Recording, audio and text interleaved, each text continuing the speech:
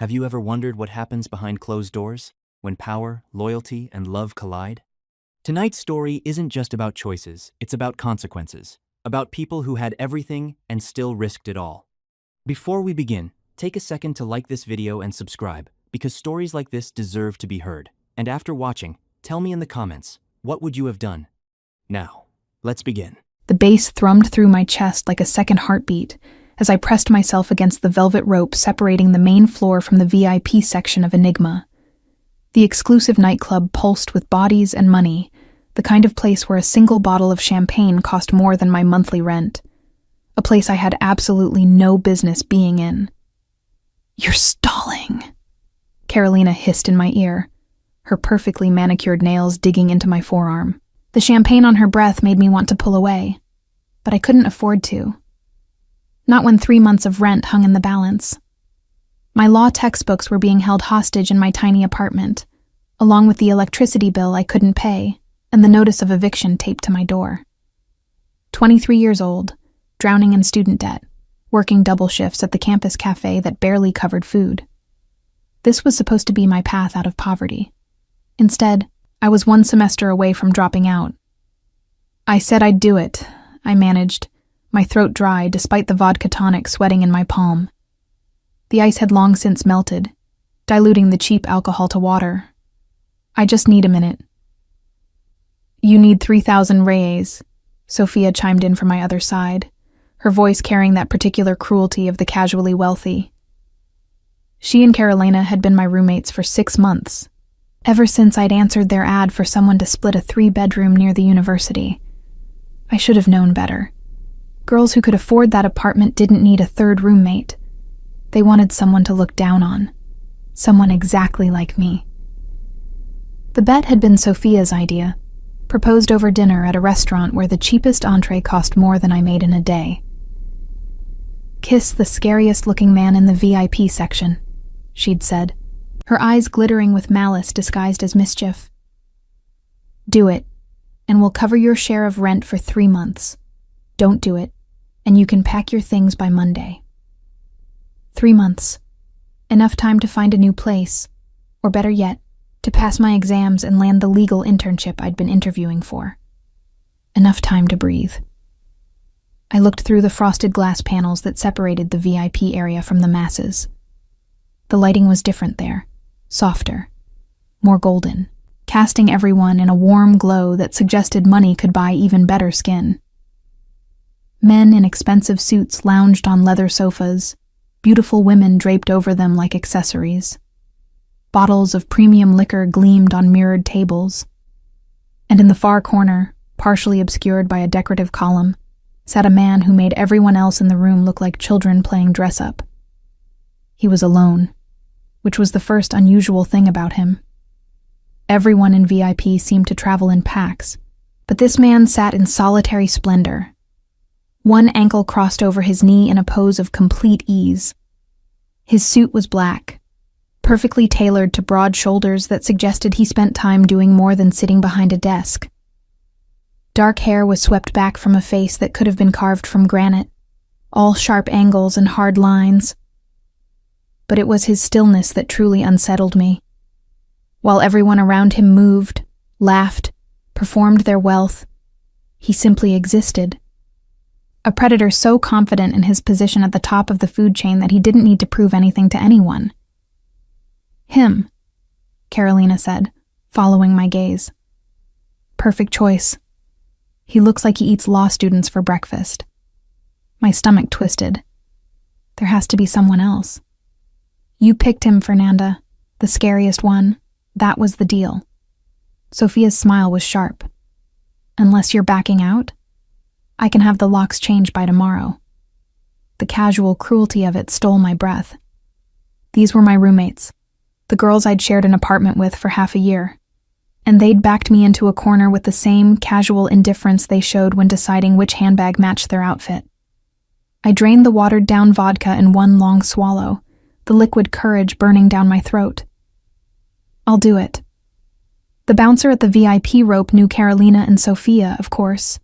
One flutter of their false eyelashes and we were being ushered through like royalty. The air was different here, cleaner somehow, as though even the oxygen was premium in this section. The music was still loud, but the acoustics were better, less assault and more immersion. My heart hammered against my ribs as we moved through the space. Up close, the wealth was even more intimidating. Every detail screamed money in a language I'd never learned to speak.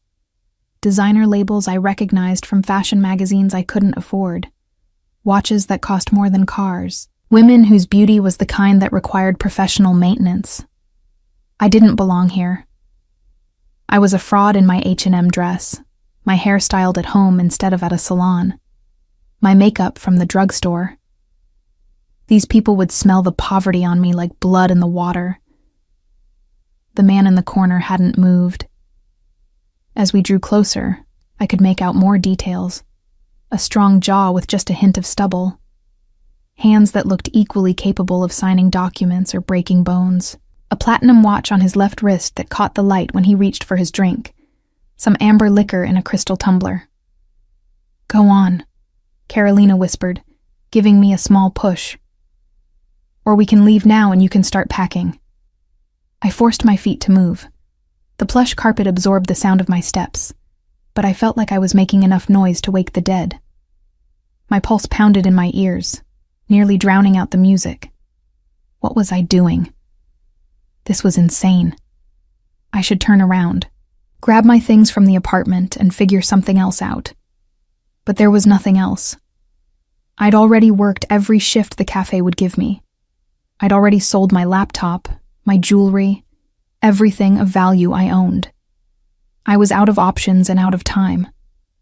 I stopped 3 feet from his table. Up close, he was even more intimidating. Not just handsome, though he was that in a way that made my mouth go dry, but powerful, the kind of power that didn't need to announce itself. He didn't look up, didn't acknowledge my presence in any way, just sat there, perfectly still, perfectly controlled, radiating an authority that made me want to back away slowly. "Excuse me," I heard myself say, my voice embarrassingly small. Still nothing. Maybe he couldn't hear me over the music. Maybe he was ignoring me. Maybe I should take the hint and run. But 3 months of rent, 3 months of breathing room, 3 months to fix my life. I stepped closer, my knee bumping the edge of his table. The crystal tumbler didn't even wobble. "Excuse me." I tried again, louder this time. His eyes lifted to mine, and the world stopped. They were dark, almost black in the low light, but with flecks of amber that caught the glow from the nearby fixtures.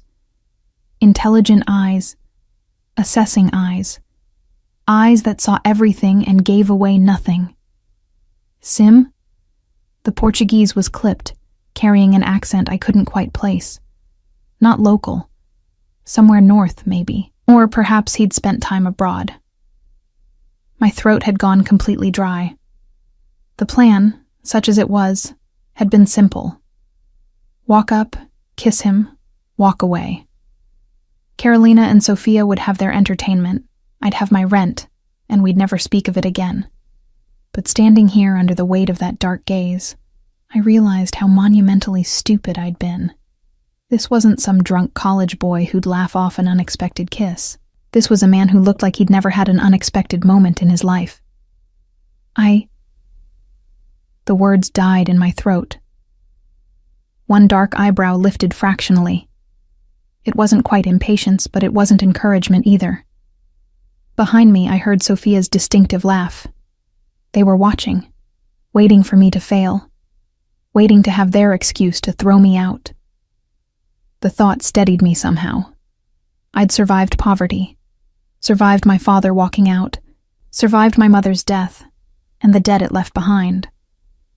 I'd survived 3 years of law school while working full-time. I could survive one kiss. Before I could lose my nerve, I leaned down and pressed my lips to his. The world exploded. Not with sound or light, but with sensation. His lips were warm, firm, completely still beneath mine for a heartbeat that stretched into eternity. Then everything changed. His hand came up, lightning fast, catching the back of my neck. Not rough, but undeniably controlling, holding me in place as he took over the kiss. His mouth moved against mine with a skill that made my knees weak, coaxing my lips open, tasting me with a thoroughness that suggested he was memorizing every detail. I'd been kissed before. Quick fumbles with boys my age who were more eager than skilled. This was nothing like that. This was being claimed, consumed, possessed by someone who knew exactly what they were doing and was in absolutely no hurry. When he finally released me, I stumbled back a step, my hand flying to my mouth. My lips tingled. My heart raced. Every nerve ending in my body had come alive in a way I didn't recognize. He studied me with those dark eyes, his expression unreadable. Then he spoke, his voice low and precise, carrying easily despite the music. "Your name." It wasn't a question. It was a command wrapped in 2 words. I should have run. Should have grabbed Carolina and Sophia and gotten as far from this man as possible. But my tongue had developed a mind of its own. "Fernanda," I whispered. "Fernanda." The way he said it made it sound like something precious or dangerous. "Sit down, Fernanda." It was a terrible idea. I knew it was a terrible idea. But I found myself sinking onto the leather sofa beside him anyway, my legs no longer entirely trustworthy. He gestured to someone I couldn't see, and moments later, a waiter appeared with a fresh tumbler of that amber liquid. The man pushed it toward me. "Drink." I picked up the glass with shaking hands. The liquor was smooth, expensive, nothing like the cheap vodka I'd choked down earlier. It burned going down but warmed my chest, steadying my nerves slightly. "Why?" he asked simply. "Why what?" "Why did you kiss me?" The honest answer was too humiliating. I looked away, focusing on the glass in my hands. "Does it matter?" "It matters." His voice carried absolute certainty. "People don't approach me without a reason. So I'll ask again. Why?" I could feel his eyes on me, patient and unyielding. He would wait all night if he had to. I knew it as certainly as I knew my own name. "A bet," I admitted finally. "My roommates bet me I wouldn't have the courage to kiss the scariest man in VIP. And I was the scariest?" Something that might have been amusement flickered across his face. "I'm not sure if I should be flattered or concerned about your judgment." "You're alone," I said before I could stop myself. "Everyone else is in groups, performing for each other.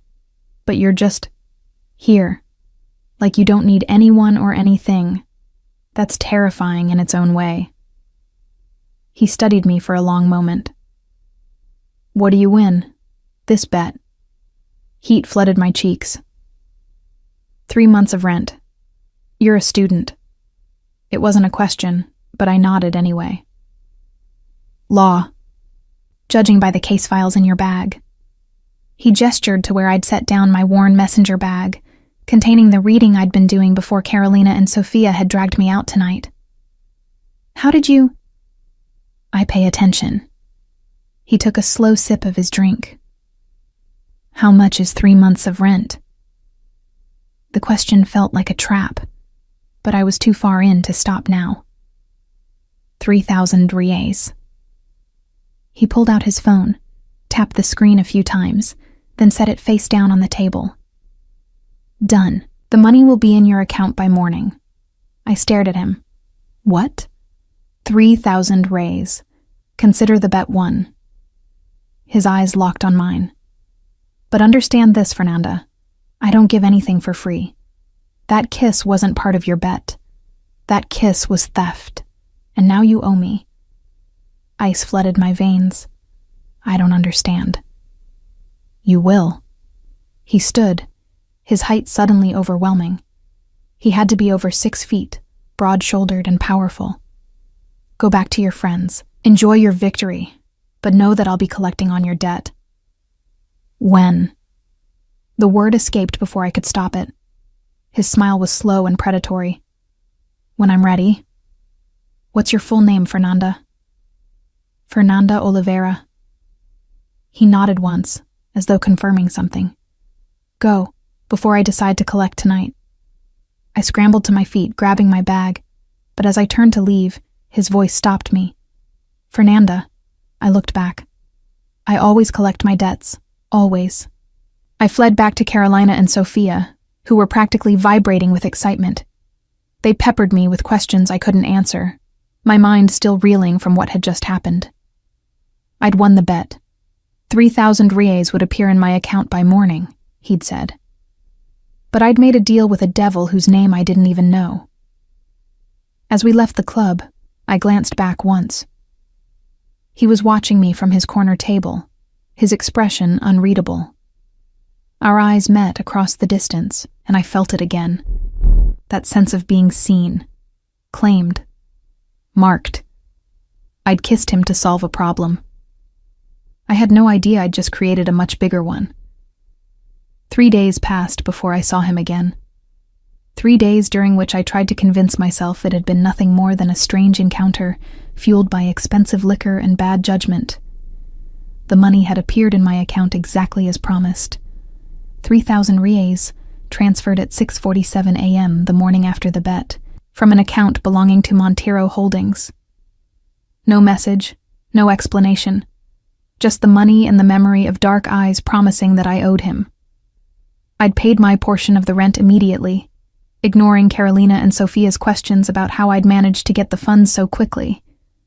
They assumed their intimidating friend had paid up out of amusement or pity. I let them believe it. Better that than the truth.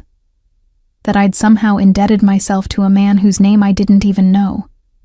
Life returned to its exhausting routine. Classes in the morning, shifts at Café Esperança in the afternoon, studying late into the night with instant coffee and determination. By the third day, I'd almost convinced myself that Monteiro Holdings was just some wealthy man who'd been entertained by a desperate law student's boldness and forgotten about me immediately after. I was wrong. He was waiting outside the cafe when my shift ended at 9.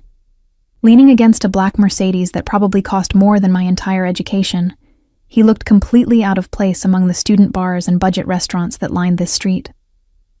His suit was charcoal gray tonight, perfectly tailored, making every other man on the sidewalk look like they'd dressed in the dark. My feet stopped moving of their own accord. I stood in the cafe's doorway, my stained apron still tied around my waist, my hair escaping from the bun I'd twisted it into hours ago. The late September air was cool against my overheated skin, carrying the scent of rain and exhaust. He didn't call out, didn't wave, just watched me with those dark eyes, patient as death. "Fernanda?" My coworker Marcos appeared beside me, following my gaze. "Você conhece ele?" "Do you know him? Did I?" I knew what his mouth felt like against mine. Knew that he paid his debts and expected others to pay theirs. Knew that he had the kind of money that moved at dawn, and the kind of presence that made everyone around him seem less substantial. But I didn't know his name. Didn't know what he wanted from me. Didn't know why my heart was racing like I'd run a marathon. "I'm not sure," I admitted. Marcos frowned. "You want me to walk you home? That car, that suit? He looks like trouble, Fernanda." He was right. Every instinct I possessed was screaming danger. But my feet were already moving toward him, drawn by something I couldn't name and didn't want to examine too closely. "I'll be fine," I lied. "See you tomorrow." The Mercedes unlocked with a soft chirp as I approached. He opened the passenger door himself, a gesture that would have been gentlemanly if it hadn't felt like a command. "Get in." "I don't even know your name," I said, stopping just out of reach. Felipe Monteiro." He studied me. "And you know more than that, don't you? You've been researching." He was right. I'd spent 2 hours at the law library yesterday, using their computers to search Monteiro Holdings. What I'd found had made my blood run cold. Felipe Monteiro, 34 years old, CEO of one of the largest import-export businesses in Brazil, with connections stretching from São Paulo to Rio to Salvador and beyond. Charitable donations to the right causes, photographs at the right events, and underneath all that legitimate business, whispers, rumors, allegations that never quite stuck about money laundering, protection rackets, connections to organized crime families that supposedly didn't exist anymore. The kind of man my professors warned us about in criminal law. The kind who operated in shadows while presenting a respectable face to the world. I researched a company name, I said carefully. That doesn't tell me who you really are. Doesn't it? His smile was slight. Get in the car, Fernanda. We need to talk about your debt. The word sent a chill through me. I don't owe you anything. You gave me money freely. I gave you money for a bet, but the kiss? His eyes darkened. That was taken without permission. That requires payment of a different sort. What do you want? My voice came out smaller than I intended. Dinner, tonight, you and me. That's it? Just dinner? To start, he gestured to the car again. I don't like to repeat myself, Fernanda. I should have walked away. Should have gone back inside the cafe and called the police, though I suspected that would accomplish exactly nothing. Men like Felipe Montero didn't get touched by things as mundane as police reports. But curiosity warred with fear, and underneath both was something else. The memory of that kiss. The way he'd looked at me like I was worth seeing. Not just another piece of the furniture in his expensive world. I got in the car. The interior smelled of leather and his cologne, something expensive and woody that made me want to lean closer. He slid into the driver's seat with fluid grace, and the engine purred to life like a contented cat. I'm still in my uniform, I protested as he pulled into traffic. I know what you look like, Fernanda. The clothes don't matter. We drove in silence through streets that grew progressively nicer, leaving behind the student district for areas where the buildings had security gates, and the cars parked outside cost more than I'd make in a decade. Finally, he pulled up to a restaurant I'd only seen in magazines, Celestino, where reservations were booked months in advance and the cheapest entree started at 200 reais. I can't afford this, I said flatly. You're not paying. He was already out of the car, coming around to open my door. I am. Consider it part of your debt repayment plan. Inside, we were greeted like royalty. The maitre d' recognized Felipe immediately, his professional composure cracking just slightly into genuine warmth. Señor Montero, your usual table is ready. His usual table was in a private alcove with a view of the gardens, secluded enough for conversation but positioned to see the entire restaurant. Strategic, I realized. A man like Felipe wouldn't sit with his back to a room. I studied the menu and felt faint. The prices weren't even listed. Order whatever you want, Felipe said, his attention on me rather than his own menu. Why are you doing this? I set the menu down, meeting his eyes. A kiss doesn't warrant all of this. So what do you really want? He leaned back, considering me with that unnerving stillness. You interest me. That's not an answer. It's the only one you're getting tonight. He signaled the waiter. The lady will have the risotto with truffles, and I'll have the ribeye, rare. I didn't order risotto. You were about to order the cheapest thing on the menu to minimize your perceived debt. His eyes held mine. I won't let you minimize yourself, Fernanda. Not in my presence. The accuracy of the observation stole my breath. How did he see so clearly? How did he know? The food arrived, perfect and pretentious, and I ate because refusing seemed childish. Felipe asked questions between courses. About my studies, my ambitions, my life. I answered carefully, revealing enough to satisfy without giving away anything that felt too personal. But he was good at this, drawing out information with the skill of someone who'd spent a lifetime reading people. Your father? he asked as dessert arrived, some elaborate chocolate creation I hadn't ordered. Gone. Left when I was 12. Your mother? Dead.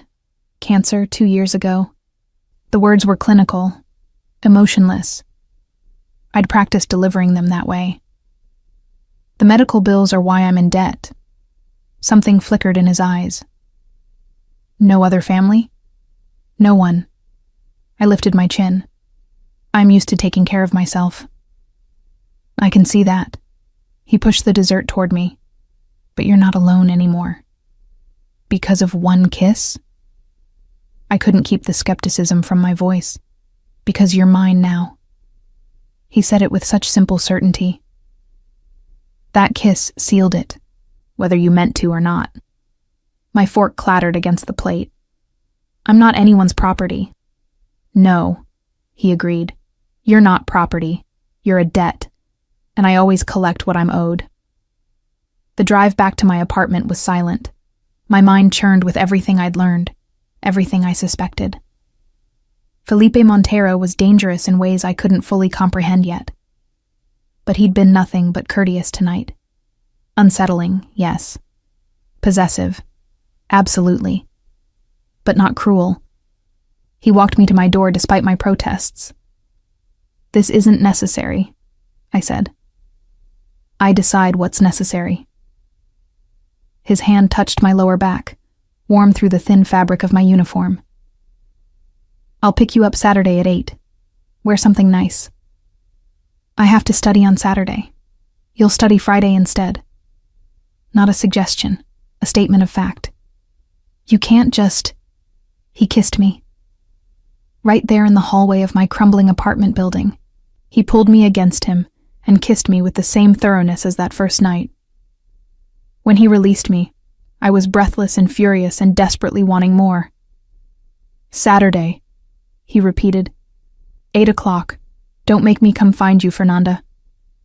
Then he was gone, leaving me trembling in the hallway with the taste of him on my lips and the certainty that my life had just become infinitely more complicated. Saturday arrived too quickly and not quickly enough. I spent Friday buried in my textbooks, trying to convince myself that I could simply not be home when Felipe came to collect me, that I could ignore his command and return to my normal life. The fantasy lasted until Friday night, when a delivery arrived at my door. A garment bag and a velvet box, accompanied by a card in bold, masculine handwriting. Wear this. F. Inside the bag was a dress that made my breath catch. Deep emerald silk that would hug every curve before flowing to mid-thigh, with a neckline that was daring without being inappropriate.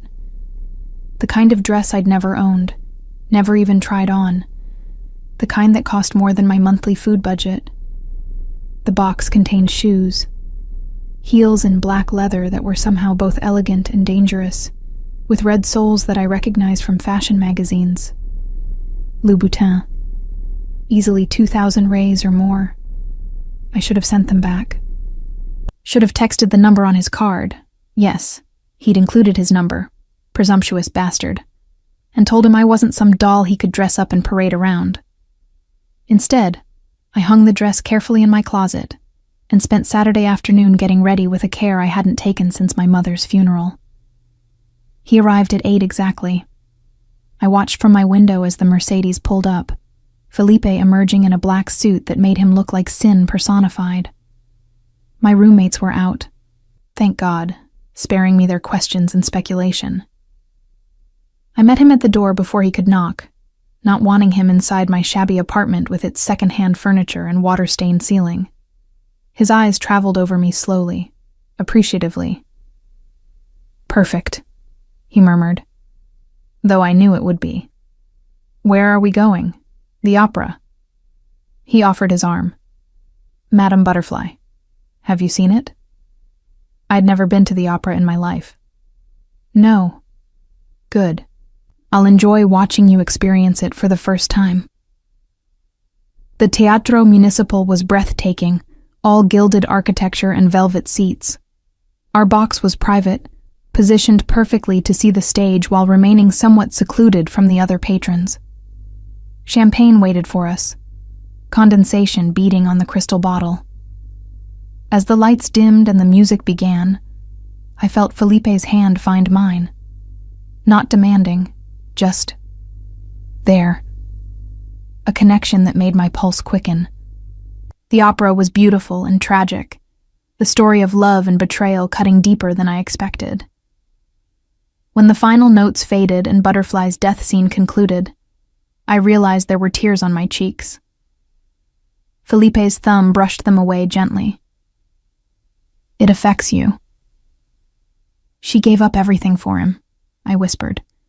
"Her family, her culture, her identity, and he abandoned her anyway." "Some men don't deserve what they're given." His voice was quiet. "I wouldn't abandon you, Fernanda. You don't have me to abandon." But the protest sounded weak even to my own ears.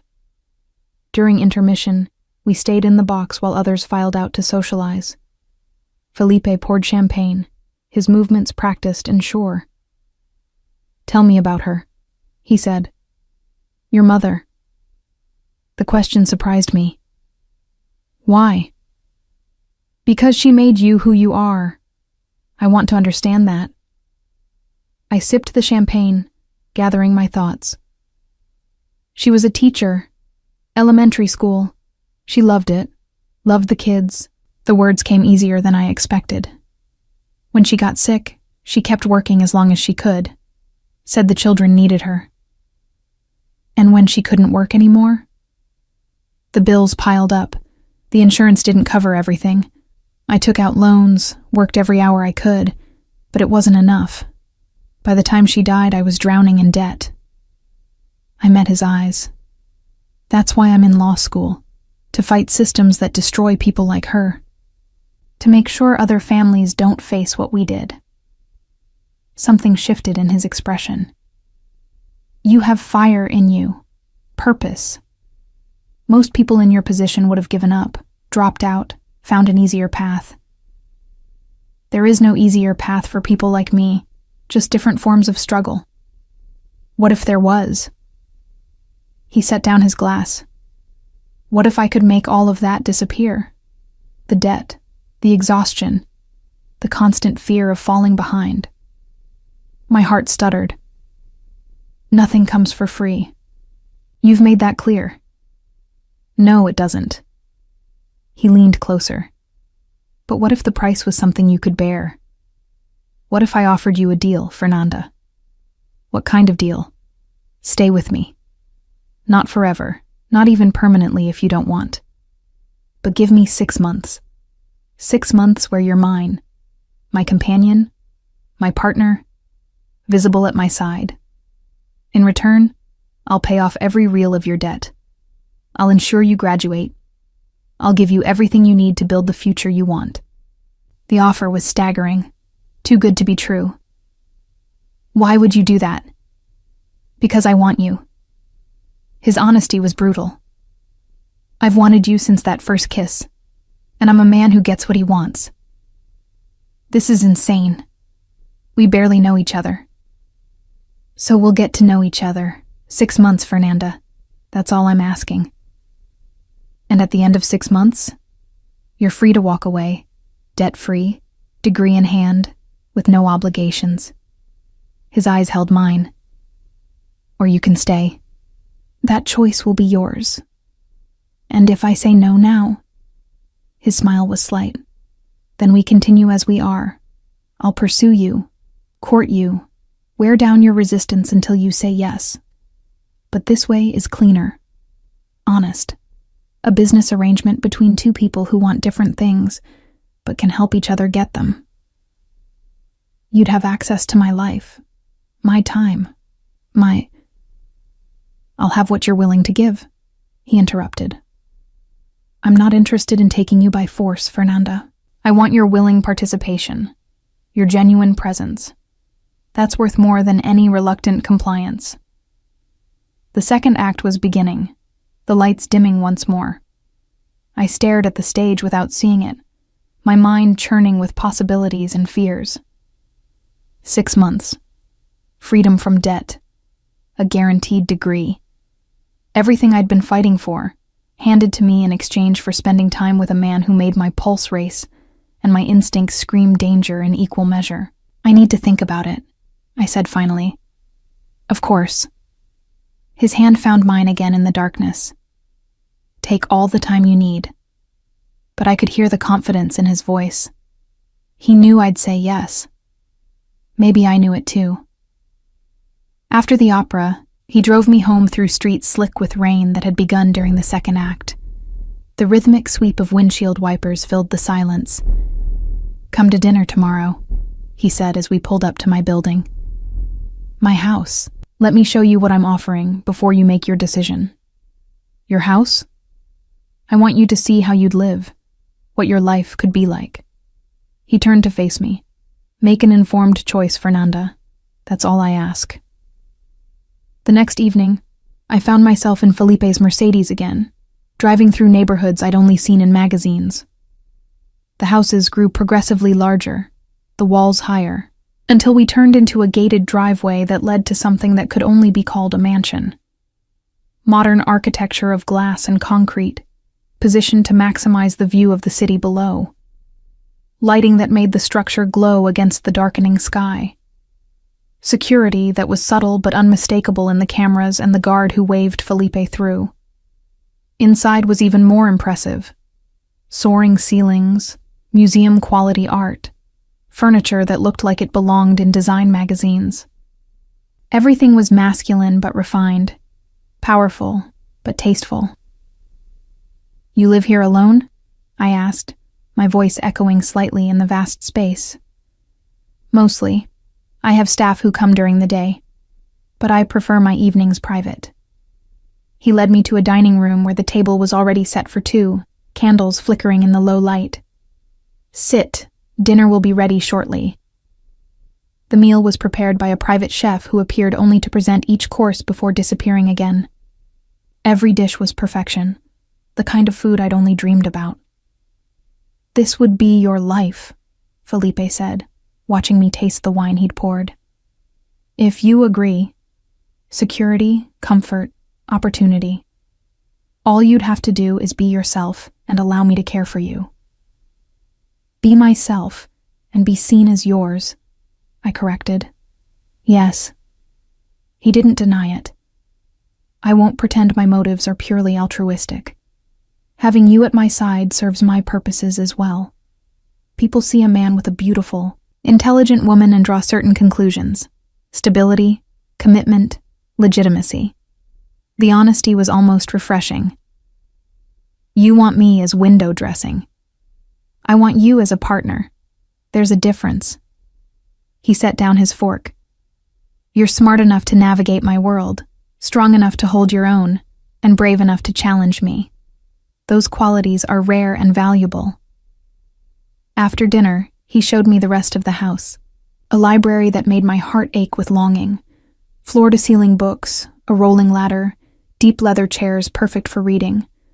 A home gym. A pool that overlooked the city lights. And a bedroom suite that was larger than my entire apartment. This would be yours, he said, opening the door to reveal a space decorated in soft creams and golds. Your sanctuary. I have my own room down the hall. I won't push for intimacy you're not ready to give. And when I am ready? The question escaped before I could stop it. His eyes darkened with heat. Then I'll make sure you never regret it. We stood in the doorway of that beautiful room, the air thick with possibility. I should have said no, should have walked away from this dangerous man and his dangerous offer. But all I could think about was freedom. Real freedom.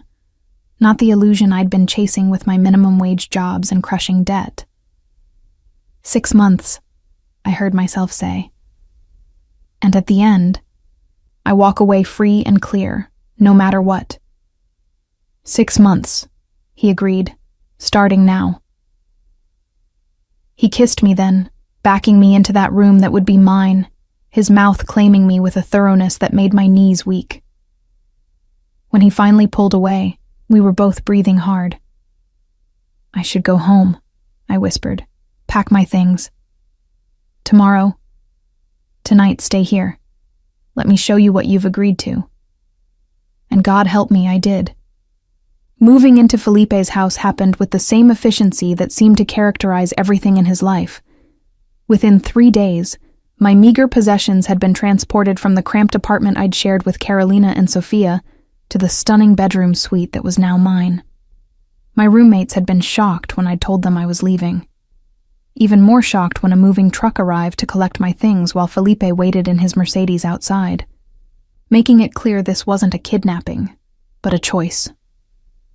"You're insane," Carolina had hissed as I packed. "That man is dangerous." She was right, but danger came in many forms, and I'd been drowning in a different kind for too long. The first week was an adjustment that left me feeling disoriented and off balance. I woke each morning in sheets that cost more than my monthly rent had been, in a room 3 times the size of my old bedroom. A housekeeper named Rosa brought coffee exactly how I liked it, without me ever telling her my preference. Breakfast appeared at whatever time I emerged, perfectly prepared, waste never mentioned. Felipe worked from home most days, conducting business from his study in rapid Portuguese and occasionally Italian. I continued my classes, but now a driver took me to campus in one of Felipe's cars, a less ostentatious sedan than the Mercedes, but still far nicer than anything I'd ever owned. "You'll draw attention," I'd protested the first morning. "Let them look." He'd been reviewing contracts at breakfast, reading glasses perched on his nose in a way that made him look distinguished rather than diminished. "You're mine now. People should know it." The possessiveness should have chafed. Instead, it wrapped around me like a warm blanket. For the first time in years, someone was taking care of me. Really taking care of me, not out of obligation or pity, but because he wanted to. He'd paid off my debts in the first week. Every single one. Student loans, medical bills, credit cards I'd maxed out buying my mother's medications. All of it, gone with a few transfers that probably didn't even register in his vast wealth. "You didn't have to do it all at once," I'd said, when he'd shown me the paid-in-full statements. "Yes, I did." He'd pulled me onto his lap in his study, his arms coming around me with possessive ease. "I want nothing hanging over you. No weight, no fear. Just freedom to be exactly who you are." And who am I? Mine. He'd kissed my neck, the stubble on his jaw scraping pleasantly against my skin. "My Fernanda, my brilliant, stubborn, beautiful law student who challenges me at every turn." The physical intimacy had grown gradually. That first night, he'd kept his promise, kissing me senseless before retreating to his own room with visible restraint. But each day brought us closer. His hand at my waist as we moved through the house, his lips on my temple when he passed my chair, the way he looked at me over dinner like I was something precious and breakable. By the end of the second week, I was spending more time in his room than my own. "Tell me about your family," I said one night, curled against his side in his massive bed. We'd been kissing, hands exploring, but he'd stopped before things went too far, his control impressive and frustrating in equal measure. Not much to tell. His fingers traced patterns on my bare shoulder. I'd taken to stealing his shirts to sleep in, and he seemed to enjoy seeing me in them. My father built the business from nothing. Import-export, exactly as legitimate as it needed to be. And the rest? The rest was survival, protection, insurance for when legitimate channels failed us. He was quiet for a moment. He died when I was 23. Heart attack. Left me an empire and enemies in equal measure. Is that why you're so controlled? So careful? I learned early that showing weakness gets you killed. His arm tightened around me. But with you, I feel something I haven't felt in years. What? Safe. The admission was quiet. Like I can breathe without calculating every move 3 steps ahead. I lifted my head to look at him. In the low light from the city beyond his windows, he looked younger, less forbidding. I make you feel safe? You make me feel human. He cupped my face. Everyone else wants something from me. Power, money, connections, access. But you? His thumb brushed my lower lip. You just want me to stop being so controlling and let you make your own coffee in the morning. I laughed despite myself. We'd had that argument just yesterday. Your housekeeper makes perfect coffee. But you like the ritual of making it yourself. I understand that now. He kissed me softly. I'm learning you, Fernanda. All your preferences and quirks and stubborn independence. And I'm adjusting. That must be hard for you, adjusting. Everything worthwhile is hard. His hand slid into my hair. But you're worth it. The third week brought new complications. Felipe had a business dinner he needed to attend. Some gathering of wealthy businessmen and their wives to discuss charitable foundations and make connections that had nothing to do with charity. I need you with me, he'd said over breakfast, as my companion. I don't have anything appropriate to wear to something like that. His smile had been knowing. I've taken care of it. The dress that appeared in my room that afternoon was a masterpiece. Midnight blue silk that hugged my body before flowing to the floor, with a slit that went higher than I was comfortable with, but Felipe definitely appreciated. Jewelry followed. Diamonds that were probably real and definitely expensive. I can't wear these, I'd protested when he fastened the necklace around my throat. What if I lose them? Then I'll buy you more. He'd turned me to face the mirror, standing behind me with his hands on my waist. Look at yourself, Fernanda. You're stunning. The woman in the mirror was unrecognizable. Polished, elegant, expensive. Everything I'd never been. I don't belong in your world, I whispered. You belong wherever I put you. His voice was firm. And tonight, you belong at my side. The dinner was held at a private club I'd only read about, where membership cost more than most people made in a year. I clung to Felipe's arm as we entered, hyper-aware of the eyes tracking us, the whispered speculation. He introduced me to men whose faces I recognized from business magazines, women who assessed me with the precision of jewelers examining a stone. I smiled, made polite conversation, and tried not to feel like a fraud. You're doing perfectly, Felipe murmured during a rare moment of privacy. They're all wondering where I found you. And what do you tell them? That you found me.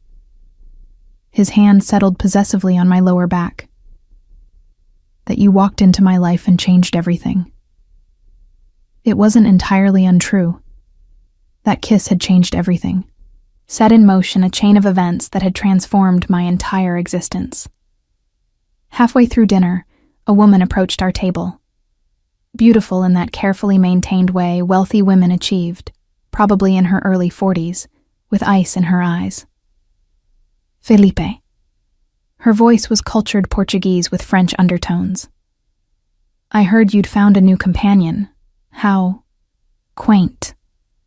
Felipe's expression didn't change, but I felt him tense beside me. Isabella, I didn't realize you were in São Paulo. Just visiting. Her gaze raked over me dismissively. Aren't you going to introduce us? Fernanda Oliveira. This is Isabella Cardoso, an old acquaintance. The way he said acquaintance suggested they'd been much more. Isabella, Fernanda is my guest? Isabella's smile was sharp. How long do your guests usually last, Felipe? 3 months? 6? Careful. His voice dropped to that dangerous quiet. You're being rude. I'm being honest. She leaned closer. Don't get too comfortable, querida. Men like Felipe don't settle down. They collect beautiful things for a season, then move on to the next shiny object. The words stung, probably because they echoed my own fears. But before I could respond, Felipe stood, his hand finding mine. We're leaving. Not angry, just done. Enjoy your evening, Isabella. In the car, silence stretched between us. I stared out the window, processing what had just happened. "She was your lover," I said finally. Not a question. "Years ago, before I knew better." He kept his eyes on the road. "She means nothing now. But she's right, isn't she? This is temporary. 6 months, and then I leave." He pulled the car over abruptly, turning to face me. 6 months was the deal. "But that doesn't mean I want you to leave." "What are you saying?" "I'm saying that somewhere between that first kiss and right now, this stopped being about debt and deals." His hand cupped my face. "I want you, Fernanda. Not for 6 months. Not as a temporary companion. I want you." "For how long?" "As long as you'll let me have you." He kissed me then, deep and desperate. "Stay. Not because of our agreement, but because you want to. Because this thing between us is real. Felipe, don't answer now. Just think about it." He pulled back onto the road. "But know that I'm falling for you. Have been since you walked up to me in that club and stole a kiss like you had every right to it." We didn't speak for the rest of the drive. But that night, when he walked me to my room and turned to leave, I caught his hand. "Stay," I whispered. "Not in your room. Here, with me." His eyes darkened with heat and something deeper. "Fernanda, if I stay, I know what I'm asking." I pulled him inside, closing the door behind us. "I want this. I want you." What happened next was a claiming in the truest sense. He undressed me slowly, reverently, worshipping every inch of skin he revealed. When he finally made me his, it was with a thoroughness that left me gasping and trembling, my fingers digging into his shoulders as pleasure crashed over me in waves. Afterward, wrapped in his arms with our heartbeats gradually slowing, I realized the truth. 6 months had been a lie from the beginning. I wasn't leaving. Couldn't leave. Somewhere along the way, I'd fallen completely and irrevocably in love with Felipe Montero. And from the way he held me, possessive even in sleep, I suspected he knew it. 3 months into our arrangement, I discovered the full extent of Felipe's world. It started innocuously enough. I was in his study, searching for a textbook I'd left there, when I knocked over a stack of files. Papers scattered across his desk, and as I gathered them, certain words caught my eye. Shipment schedules, port manifests, names I recognized from organized crime cases we'd studied in criminal law, and amounts of money that made my head spin. "Fernanda." Felipe's voice from the doorway made me jump. "What are you doing?" I held up the papers with shaking hands. "I was looking for my book. These fell." I met his eyes. "Tell me these don't mean what I think they mean." He closed the door behind him, his expression unreadable. "What do you think they mean? That your import-export business isn't as legitimate as you claim." My voice was barely steady. "That you're moving more than legal goods through those ports. That everything I've studied about organized crime structures applies to you." He didn't deny it. Just moved to his desk and took the papers from my hands, filing them away with methodical precision. "You knew what I was when you agreed to this. I knew rumors, speculation. I didn't know facts." I sank into one of his chairs. "Felipe, I'm studying to be a lawyer. I can't be involved with someone who's actively breaking the law. You've been involved with me for 3 months." He poured whiskey from a decanter, offering me a glass I refused. "This is who I've always been, Fernanda. The only difference is now you've seen proof. So what am I supposed to do with this knowledge?" "Nothing." He sat across from me. "You continue your studies. You graduate. You become the lawyer you're meant to be. And you understand that the world isn't as black and white as your textbooks suggest. That's a convenient rationalization for crime. Is it crime to protect my workers when the unions fail them? To ensure goods reach people who need them when bureaucracy would delay them for months. To provide services the government can't or won't. His voice remained calm. I operate in gray areas, yes. But I'm not a monster, Fernanda. You're still breaking the law. Laws written by people who've never struggled, never fought for survival, never had to choose between legal and necessary. He leaned forward. I won't apologize for what I do, but I will promise you this. You'll never be implicated. Your career will never be touched by my business. I keep those worlds completely separate. I wanted to argue. Wanted to tell him that wasn't good enough, that I couldn't be with someone who operated outside the law I was dedicating my life to upholding. But the truth was more complicated. Because I'd seen the other side of Felipe's business too. The legitimate shipments that employed thousands. The charitable foundations that educated children from favelas. The medical clinics he funded in neighborhoods the government ignored. The complexity of him defied simple categorization. I need time to process this, I said finally. Take all the time you need. He stood. But know that I won't let you go easily. Whether you can accept what I am or not, you're mine, Fernanda. That doesn't change. The possessiveness that had once thrilled me now felt suffocating. I retreated to my room, my mind churning with ethical dilemmas my professors had never prepared me for. What did it mean to love someone whose methods you couldn't condone? Could I build a legal career while being involved with someone who operated outside the law? Was Felipe's gray area morality actually more honest than the legal system's pretense of black and white justice? I was still wrestling with these questions when Rosa knocked on my door the next morning. Miss Fernanda, there's someone here to see you. She says she's your old roommate. Carolina stood in the foyer, her expression a mixture of concern and curiosity. I'd barely spoken to her or Sophia since moving out, our friendship strained by the gulf my relationship with Felipe had created. Can we talk? She asked. Somewhere private? I led her to the library, closing the doors behind us. What's wrong? I need to know if you're okay. She gripped my hands. Really okay. Because there are rumors, Fernanda, about Felipe Montero and the kind of man he is. I know what kind of man he is. Do you?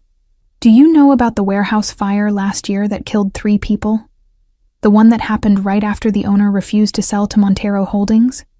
Or the journalist who was writing an exposé on his business practices and suddenly left the country?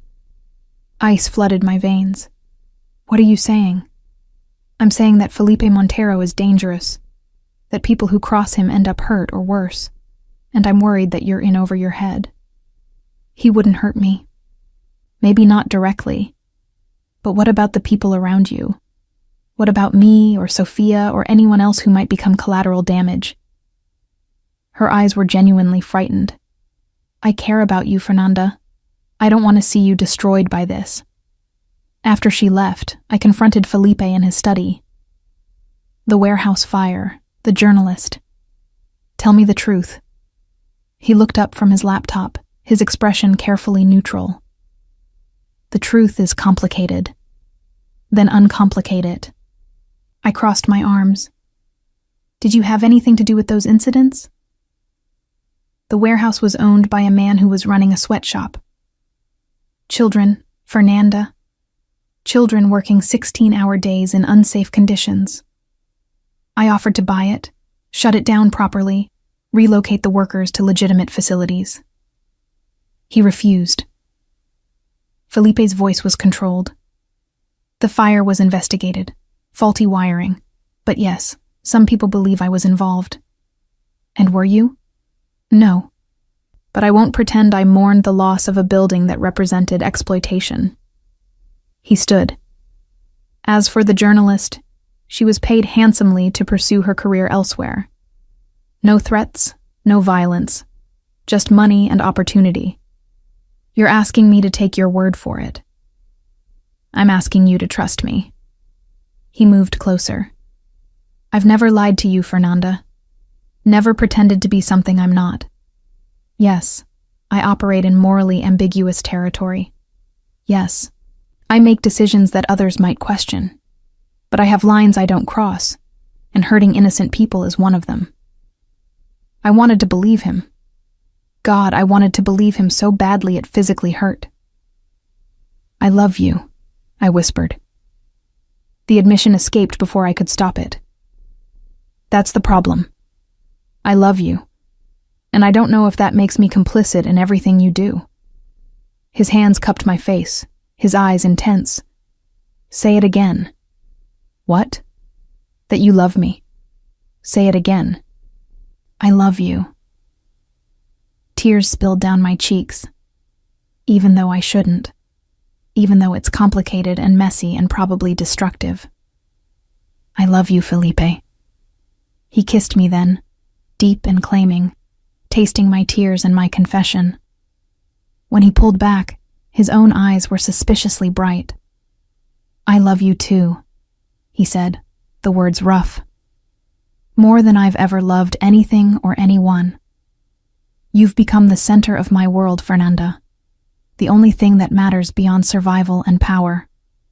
What does that mean for us? It means we figure this out together. His thumb brushed away my tears. It means I'll be more transparent with you about my business. It means we build something that works for both of us, even if it's unconventional. I can't be involved in anything illegal. You won't be. I swear it. He pulled me against him. Your career, your integrity, those are sacred. I won't let my world contaminate yours. Over the following weeks, Felipe kept his promise. He showed me the full scope of his operations, the legitimate and the gray areas. He introduced me to his key people, made it clear that I was to be kept separate from anything questionable.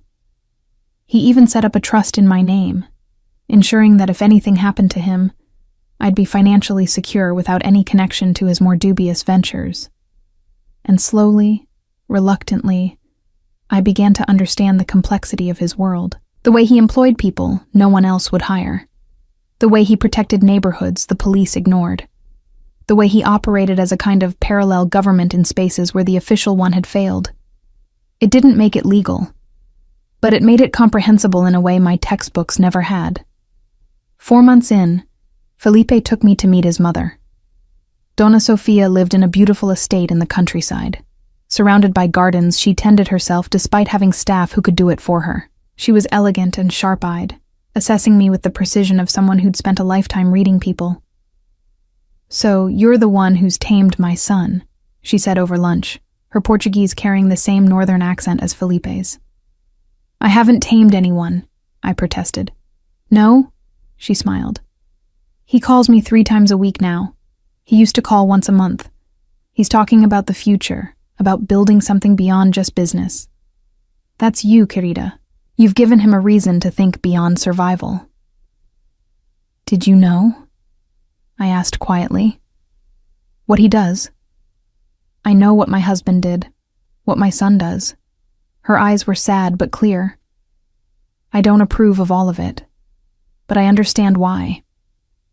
When you're excluded from legitimate power structures, you build your own. It's not right, but it's real. How do you live with it? By loving him anyway.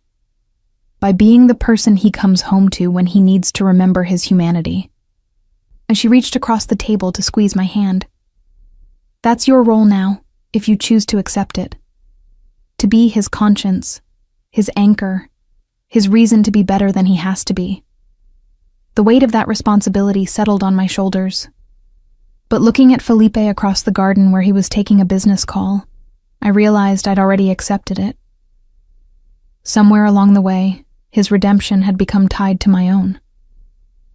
That night, as we drove back to the city, Felipe's hand found mine. My mother likes you. How can you tell? She called you querida. She only does that with family. He brought my hand to his lips. And she's right. You have tamed me, Fernanda. Made me want things I never thought I could have. A real relationship. A future. Maybe even... He stopped, but I knew what he'd been about to say. Maybe even a family. The thought should have terrified me. Instead, it filled me with a longing so intense it stole my breath.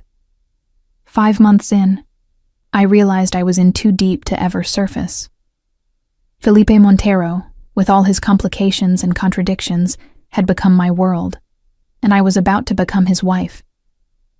The proposal happened on a random Tuesday, in the most Felipe way possible, without warning and with absolute certainty. I was studying for my final exams, sprawled across his bed in one of his shirts and my reading glasses, when he walked in and simply said, "Marry me." I looked up from my constitutional law textbook. "What?" "Marry me, Fernanda." He sat beside me, taking the book from my hands. "Not because of our agreement, not because it makes strategic sense, because I love you, and I want you to be mine legally, permanently, irrevocably. We've only been together 5 months. I knew after the first kiss." His hand cupped my face. "Everything since then has just been confirmation. Say yes." "You're insane." "Say yes anyway." I should have asked for time. Should have pointed out all the logical reasons this was too fast, too complicated, too everything. But all I could think about was how much I loved this man, how completely he'd changed my life, how the thought of leaving him in 1 month when our agreement ended made me physically ill. "Yes," I whispered. "Yes, I'll marry you." His kiss was claiming and celebratory, rolling me beneath him on the bed as he proceeded to show me exactly how happy my answer had made him. The ring appeared the next morning. A stunning emerald-cut diamond that probably cost more than a small house, flanked by smaller stones and set in platinum. It fit perfectly, because of course Felipe had somehow determined my ring size without me knowing. "We'll marry quickly," he said over breakfast, sliding legal documents across the table. 2 weeks. I've already arranged everything." 2 weeks? "Felipe, that's necessary." His expression turned serious. "There are people who see you as my weakness, Fernanda, as leverage they could use against me. Once you're my wife, you're protected by every alliance I've built, every obligation that binds my world together. You become untouchable." "Who are these people? Competitors? Enemies? It doesn't matter." He took my hand. "What matters is that I won't risk you. Marriage provides protection that girlfriend status doesn't." The wedding planning happened with the same efficiency as everything else in Felipe's life. A designer came to the house with dresses. A wedding planner materialized with venue options. We chose a private ceremony at his mother's estate, intimate and beautiful. Invitations went to a carefully curated list of family and allies. My own guest list was pathetically short. A few classmates. Marcos from the cafe. No family because I had none left. "You have me now," Felipe said when he saw my sad little list. "And my family. You'll never be alone again." The words should have comforted me. Instead, they highlighted how completely my life had merged with his. I had no independent existence anymore, no safety net that didn't include him. "Having second thoughts?" he asked, reading my expression. "Just nervous." I forced a smile. "It's a big step. The biggest." He pulled me into his arms. "But we're taking it together. You and me, Fernanda. Building something that's ours." A week before the wedding, everything went wrong. I was in the library when I heard raised voices from Felipe's study. Curious and concerned, I moved closer, pressing my ear to the door. "Threatening her is off limits." Felipe's voice was cold with fury. "I've made that clear." "Then perhaps you should reconsider this marriage." An unfamiliar male voice, laced with menace. "Your attachment to this girl makes you vulnerable, Felipe. Weak. Careful, Vicente. You're close to crossing a line you won't survive crossing." "Am I?" Or are you so besotted with your little law student that you've forgotten how our world works? Papers rustled. Break it off. Send her away. Prove you're still the man who built this empire, and not some lovesick fool who'll destroy everything for a woman. The sound of furniture scraping. Movement. Then Felipe's voice, deadly quiet. Get out. And understand this. If anyone touches her, if anyone even frightens her, I'll burn your organization to the ground and salt the earth behind me. She is mine. That makes her sacred. Spread the word. Footsteps approached the door. I barely made it back to the library before Vicente emerged, an older man with cruel eyes, who looked at me with undisguised contempt as he passed. Felipe found me 10 minutes later, my hands shaking as I pretended to read. You heard, he said, not a question. Who was that? No one you need to worry about. He knelt before me, taking my cold hands in his warm ones. I meant what I said, Fernanda. I'll protect you with everything I have. Maybe Vicente is right. Maybe I make you weak. No. His voice was fierce. You make me strong. Give me something worth fighting for beyond just power and survival. Don't let scared old men dictate our lives. I'm frightened, Felipe. The admission was barely audible. Not of you, but of your world.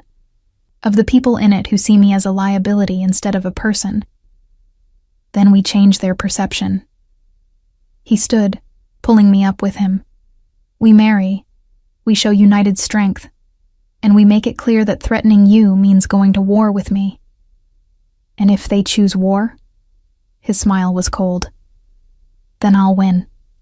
I always do. The wedding day arrived wrapped in golden October sunshine. Donna Sophia's estate was transformed with white flowers and silk draping, intimate and elegant. I dressed in a gown that made me feel like a princess. Ivory lace with a flowing skirt and a neckline that was both modest and devastating. As I stood at the end of the aisle, watching Felipe wait for me in a black tuxedo that made him look like sin and salvation combined, I realized something profound. This wasn't capitulation. It wasn't surrender. It was choice. I was choosing this man, this complicated, dangerous, devoted man, choosing his world with all its moral ambiguity, choosing to be the person who anchored him to his better nature. And he was choosing me. Really choosing me. Not for strategy or convenience, but because somewhere between that first stolen kiss and this moment, we'd fallen irrevocably in love. I walked down the aisle to him, my hand steady, my heart full. You look like an angel, he whispered as I reached him. I'm not, I whispered back. I'm just a woman who loves you. That's all I need you to be. The ceremony was short and perfect. We spoke vows we'd written ourselves, his promising protection and devotion, mine promising partnership and loyalty. When he slid the platinum band onto my finger, I felt something settle deep in my soul. This was right. Against all logic and reason, this was exactly right. I now pronounce you husband and wife, the officiant said with a smile. You may kiss your bride. Felipe's kiss was tender and claiming, a promise and a completion. The small gathering applauded, but I barely heard them. The world had narrowed to this man, this moment, this choice. At the reception, he pulled me close for our first dance as husband and wife. No regrets, he murmured against my hair. None. I looked up at him. You've given me everything I never knew I needed. And you've given me a reason to be better than I am. His arms tightened around me. I'll spend the rest of my life being worthy of you, Fernanda Montero. Fernanda Montero, I repeated, testing the name. That's going to take some getting used to. You have a lifetime to adjust. He smiled. Our lifetime, together. 3 months later, I passed my final exams with honors, graduating top of my class despite everything. Felipe was there in the audience, pride radiating from him as I accepted my degree. That night, over dinner at home, I gave him a different kind of news. "I'm pregnant," I said simply, watching his face. For a moment, he just stared. Then a smile broke across his face, transforming him from the controlled businessman to someone young and wondering. "A baby?" His hand found my still flat stomach. "Our baby?" "Our baby," I confirmed. "Are you happy?" Happy doesn't begin to cover it. He pulled me into his lap. "You've given me everything, Fernanda. Love, purpose, and now a family. You've made me human again. You were always human. You just forgot for a while." 6 months later, our daughter was born. We named her Sophia, after Felipe's mother, and the moment I held her, I understood completely why Felipe had fought so hard to protect me. This tiny, perfect being was worth anything.